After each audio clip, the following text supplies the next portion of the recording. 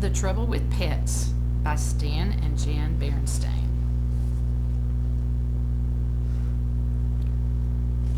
Cubs don't expect the big job they will get when they jump up and down and beg for a pet.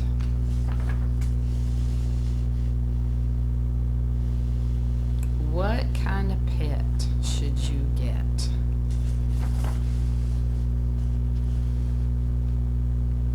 "Goodbye, little bird," said Sister Bear. "Fly away and be happy." On her finger there was a sparrow that the bear family had taken in because it had an injured leg. Papa Bear had made a little splint for it out of a toothpick and some strips of tape. Brother and sister had named it Tweety and had taken care of it for about a week, but now it was time to remove the splint and let the bird go back to nature where it belonged. It hopped onto a twig and then took wing. Before you could say Tweety, it was out of sight.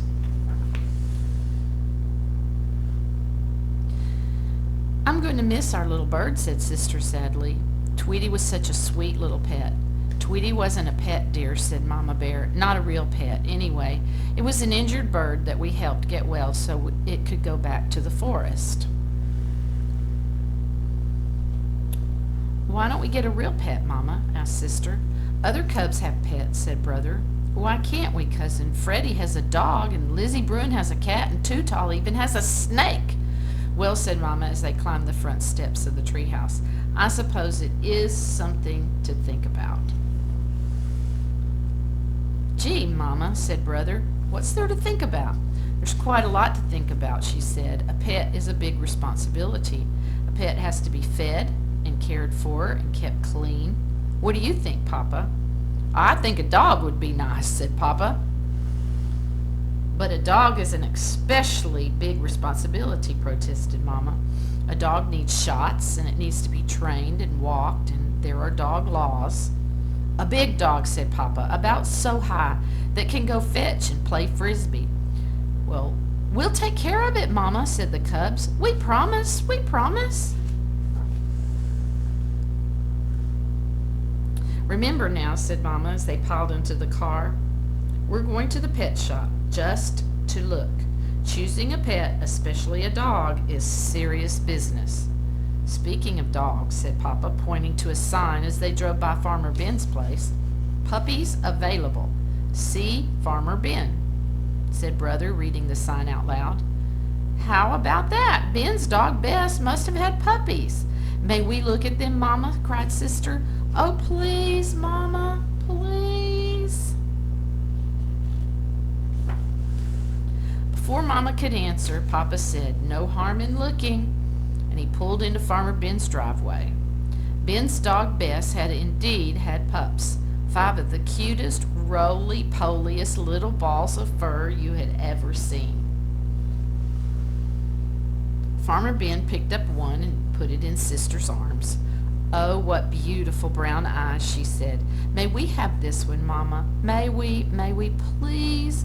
"Most pups have brown eyes," said Ben, "but I do think that this one is the pick of the litter. It's yours if you like, a gift from Bess and me."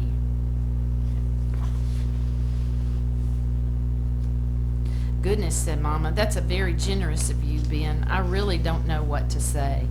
Say yes," shouted the cubs, jumping up and down. "It certainly is a cute little thing," she said. "All right, then, yes." Brother and sister were overjoyed. Thank you, Farmer Ben," they shouted. Then, after they had calmed down a bit, Brother said, "Our pup's going to need a new name. How about King or Prince or maybe even Duke?" Farmer Ben, who was an expert in such matters, took a quick look under the puppy's tail and said, "The only trouble with those names, Brother, is this pup is a girl." Of course, they couldn't take their new pet home with them. It would need some more of its mother's milk for a couple of more weeks. But there was plenty of puppy talk as they headed home. Talk about names and talk about where the puppy would sleep and talk about who would care for it. "Remember now," said Mama, "you've promised to take care of that new pup, to feed it and water it and to clean up after it when it has accidents. What kind of accidents? Asked Sister. We'll discuss that later, said Mama. Brother and sister couldn't believe how lucky they'd been. A new puppy for their very own. That night before falling asleep, they thought about some of the wonderful things they could do with their new pet. Sister thought about dressing it in doll clothes and pushing it in her doll carriage. She thought about introducing it to her stuffed toys. Perhaps they could have a tea party. Brother's thoughts were quite different. He thought about winning a blue ribbon in the Bear Country Dog Show, and he thought about how fine it would be to shout "mush" as his great dog pulled him through the deep snow. But of course, a puppy isn't a toy to be dressed in doll clothes. It's a living creature with a mind and a nature of its own. It would be a long time before the pup could compete for blue ribbons, and it would be even longer before it could pull anything through the snow. There's no question about it. Brother and sister had a lot to learn about puppies. So Mama and Papa decided that a trip to the library was in order. They took out a book called Puppy Care. When the big day came, the Bear family had a puppy care plan all worked out. First, they stopped off at the police station to get her registered. "Oh, what's little lady's name?" said Officer Marguerite. The pup would need a license with her name and address on it in case she got lost. But brother and sister still hadn't agreed on a name. What to do? "Seems to me that Officer Marguerite just named our puppy," said Mama. "Little Lady sounds like an excellent name to me." So the puppy left the police station with a name as well as a license. Next, a quick stop at the pet shop for a puppy harness and a leash. Then a very important stop at the vet's for a checkup and shots. Little Lady didn't like the shots one bit. Brother and sister knew just how that felt. They even sort of knew how parents must feel when their cubs have to get shots. Now it's time to introduce Little Lady to her new home. The Bears have already gotten food for her and have made a puppy box out of a cardboard carton and an old blanket. They had placed the box in the kitchen where it was nice and warm, with the door closed, of course. Puppies tend to get into mischief, and there wasn't much harm she could do in the kitchen. Little Lady sniffed all around the kitchen and then curled up in her box and went to sleep. At first, the cubs argued about whose turn it was to feed, water, and walk the pup. "It's my turn." "No, it's my turn." But after a while, they began to argue about whose turn it wasn't. "It's your turn," I said, "to clean up after the accident." "No, brother, it's your turn. I cleaned up after the last one."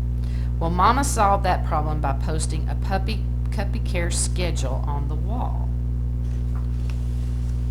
Not that the puppy was all work and no fun. Little Lady was indeed a lot of fun. In fact, it was so much fun watching her that the Bear family didn't watch much television anymore. She chased her tail, and she did somersaults, and she fought her rubber dog bone. And she got into the strangest positions. And of course, she grew. She grew so much that the Bear family started calling her Lady instead of Little Lady, and like all puppies, she loved to chew.